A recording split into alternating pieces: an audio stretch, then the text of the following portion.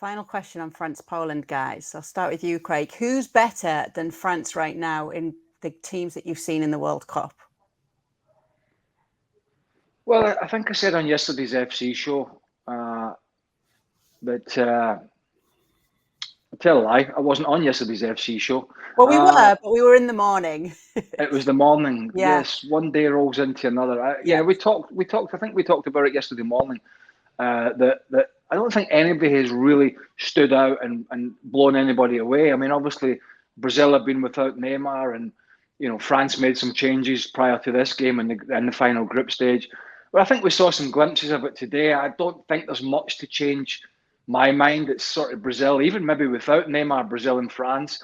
I think we saw Argentina yesterday that, it was Australia, and they're solid and they're workmanlike, and my God, they get 2 wins in the group for the first time ever.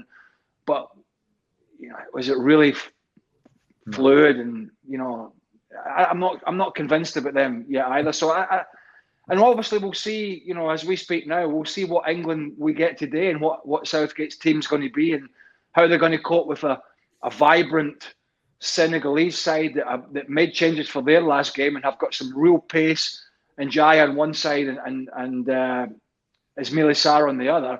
So we just don't know. We're waiting to see. I think England have to step up for me and say, we're going to rival Brazil and France and maybe Spain if we're giving them a pass against Morocco, which I'm certainly not. So I think it's really intriguing. I don't think there's one team going to say, right, if they play them, that's it. This tournament's all over. They're just going to brush everybody aside. I don't think we're quite at that stage, to be honest, and that's a good thing. Yeah, I was just going to say that. I think the correct way to answer that question is anybody better than France at this point? There is actually no narrative right now because of what we said at the beginning of this tournament. The difference in margin, the margin of difference between the top contenders and then those other, tier B contenders is very thin right now. And, to this point, honestly, France, yes, they took care of Poland, but had a better team took care of that chance in the first half, like Poland didn't, then we would have a different conversation. Here's a question for you. Here's a question for you, for y'all. That's my American side coming through. See, that's the Highland cow coming in. But at the end of this show, I'm going to make a noise of a Highland cow. That's how we're going to go out of this program, right? And whether you like it or not, it's coming. Gab, who would cope better in a match, in your opinion? Brazil and their squad without Neymar, or France and their squad without Mbappe? I would say probably Brazil. Yeah.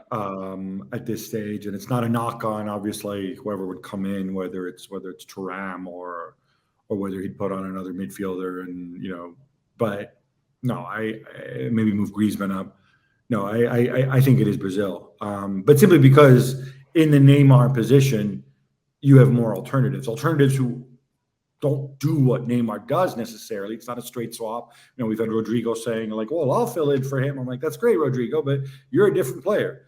But it's just simply that they have more options. I think both would have to go back to the drawing board and come up with a different blueprint. But I think within that, I think Brazil would have more options. Well, thank you very much for watching ESPN on YouTube. For more sports highlights and analysis, be sure to download the ESPN app. And for live streaming, premium content, and let's not forget as well, ESPN FC 7 days a week. Subscribe to ESPN+.